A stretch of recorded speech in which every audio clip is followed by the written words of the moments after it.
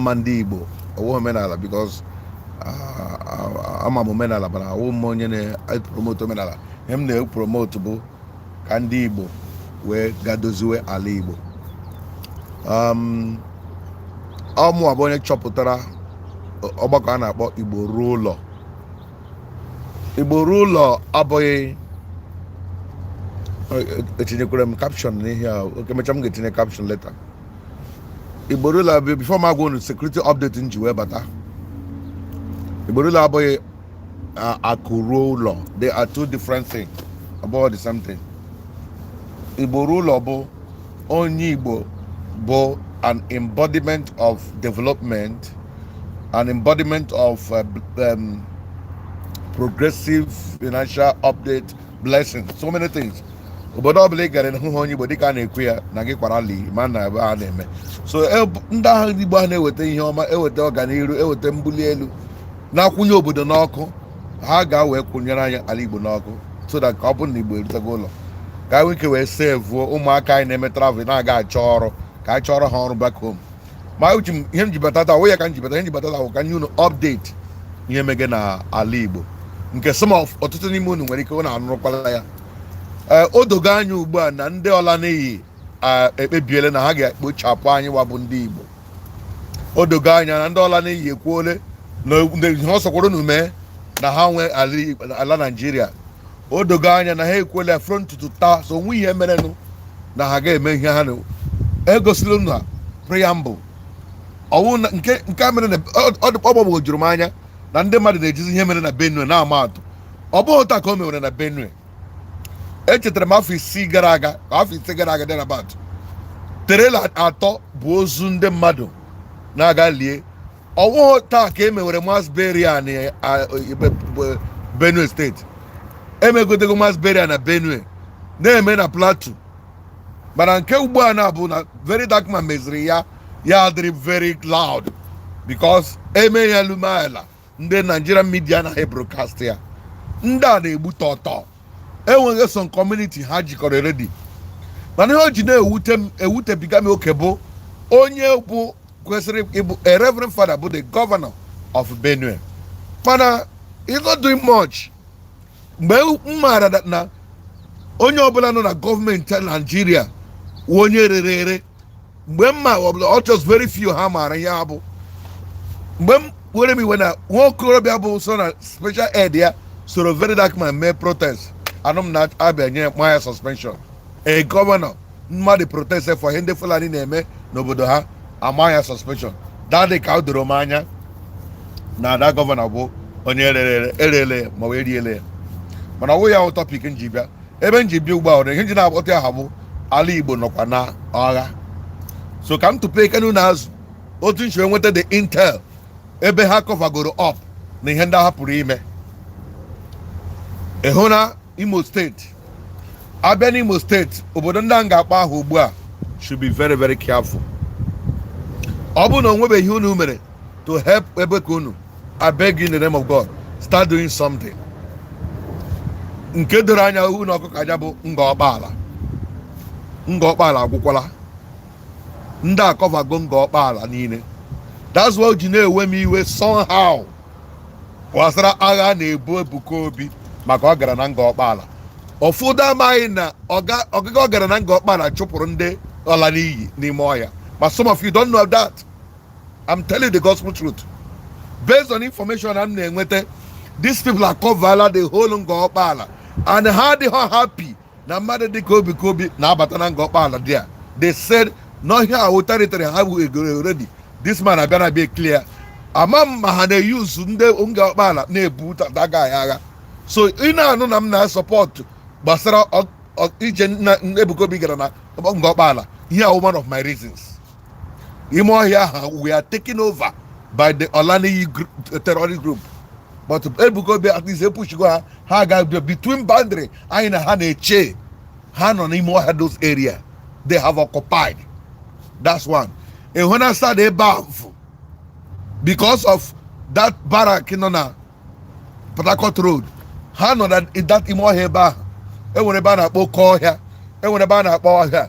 Those area ka m na-anọ ha na-arụ their camp. Achọbụ m ị na-ekwu ihe a na blind broadcast this way, but I have to be saying it so that ka ọ bụkwa na record na ekwukwere m ya ebe a na-akpọ oke ọhịa so na ebe ọha ji egbe ma anụ m na ha na-esi ebe a na-akọva up ka ha meet up with their people nọkwa so na ebe nga ọkpala n'ime ya through eche axis na boundary anyị na ha na-eche. They are trying to secure ala Igbo niile round ebe ahụ ka m nwetagoro information na another place kwa ha nọkwa n'ala Igbo bụ na ahụ ha bataga Anambra mama ha that community akpọrọ aha ya mana ebe a ka ha na-arụgasị their camp secretly one after the other. Ebe a ka ha na-arụ their camp secretly one after the other. Also some of the places ha rụrụ ya in territory camp area. Mana ihe this information m nwetara na ebe nke na-enwe m iwe bụ na ụmụ Igbo na-arụkọta ha na ụmụ Igbo na-arụkọta ọrụ wee na-akpa arụ ha na-akpa. Ọ bụ nke na-enwe m ime ekwuo ya ọ na-agba some of you ntị mana ọ bụ eziokwu ada ga na-ekwu ya.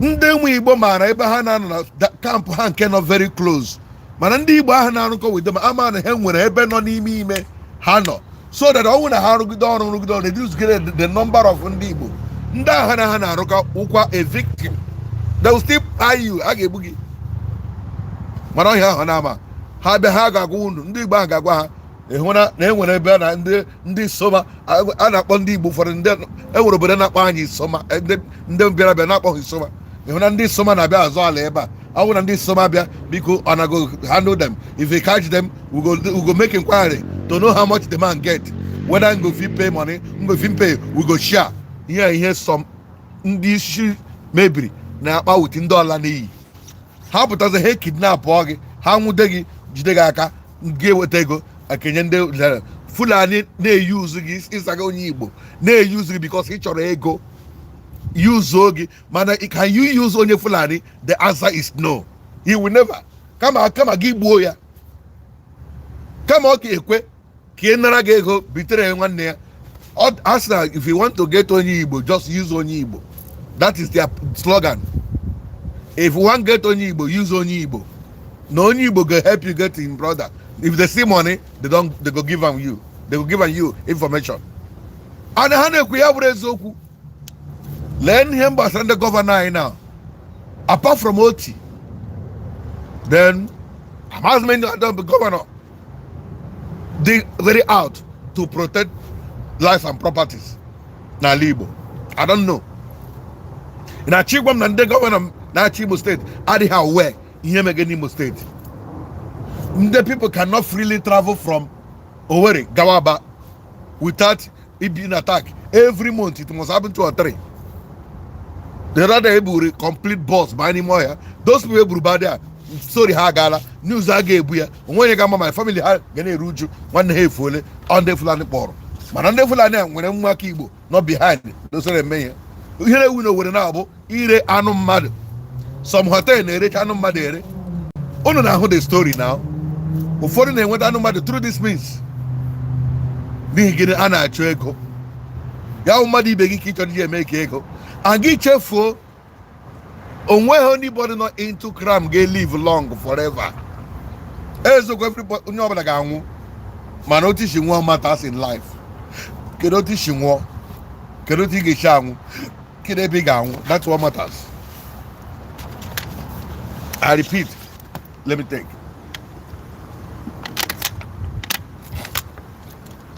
Kedoti she want kede bigangu. Nke him the joke well, can him the money game because I'm not talking my broadcast were too long. Hani gini ka game onye ọbụla biko jishike me organize ndị nche obodo. Anụgara m obodo dị iche iche.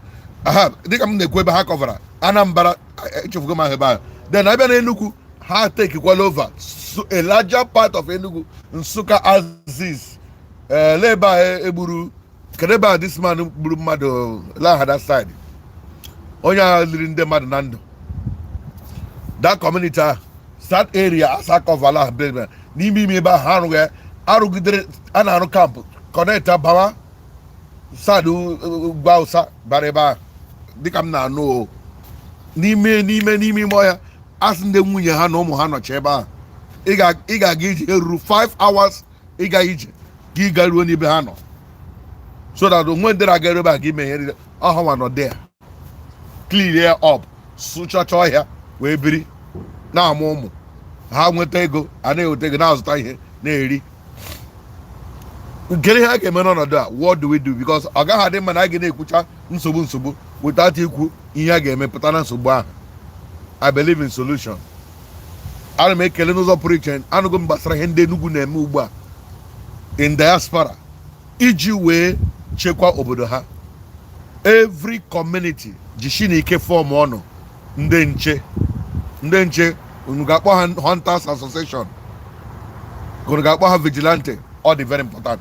Ọwụkwa vigilante unu ga-afọm unu na-emezi nwanne unu arrest, ọwụkwa vigilante unu ga-afọm unu na-aga edoziri ndị mmadụ ala, onye nwe ikpe ala bịa kpọọ unu na-abịa gbuo menye ahụ. Ọ bụghịkwa ụdị aha vigilante to focus on ichekwa obodo, biko because ụfọdụ ndị hụ ana na-eji egbe n'aka ha pụta n'ụzọ ha hụ nkeke astọpụ napụ ya ego, gị nọkwa na-etinye onye Igbo na pen na nsogbu n'ime ga na-achị gbapụta nsogbu, gụwa bụrụkwa nsogbu nye ndị Igbo. Aka nshi gị ga-abakwa gị ọnụ one day, aka nshi gị ga-aba gị ọnụ. Ọ bụkwa na ya afọ ọma vigilante ugbu a unu ahapụ ihe dinyere na ero ndị rest ga-abụzi ugbu ahụ na-eme intimidate people for nothing. Di na nwaanyị nwere problem n'ụlọ abịa kpọọ gị bịa bụrụ ụtarị na-apịa ụdị nke nwoke ma ọ na-apịa nke nwaanyị, iwuzelu onye na-aga eseta ikpe ezinụlọ. Ọwụkwa ụdị vigilante ahụ, ọgwụkwọ dị ka ahụ gịnị gara gị gba egbe kpem, asị gị na ihe dota ma gị gbapụ egbe. Vigilante mara ihe ha na-eme, number 1. Number 2, zụtanụ CCTV camera to every community. Mantụọ na ha in and out, ebe ọbụla nọ mantụọ, dịka ndị mmadụ ga na-eche nche. Onye anyị nwe ndị nọ na diaspora, like ọ na watching from Nigeria, like when they are watching from Nigeria, I may decide to appreciate you guys if we are at the end of this video. So when I'm outside here now, I'm just outside. You can see the environment. But now Nigeria now, the man they are sleeping. Some of the diaspora get form get with that security outfit for the diaspora. They get help now monitor the CCTV through phone.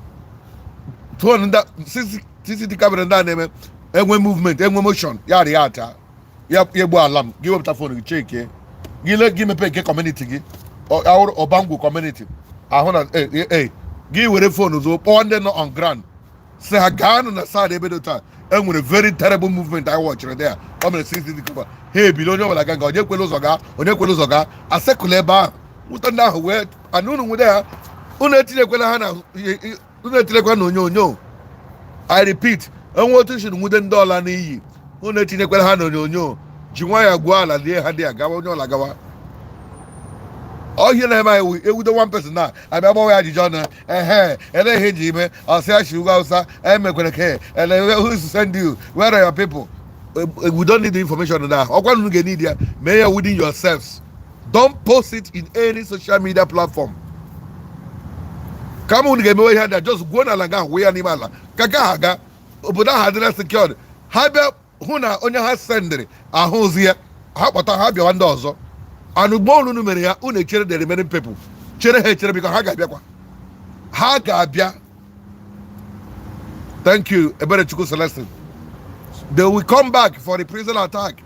Ha bịakwara ọzọ lie ha n'ime ala, ha na-abịa unu na-egbu ha.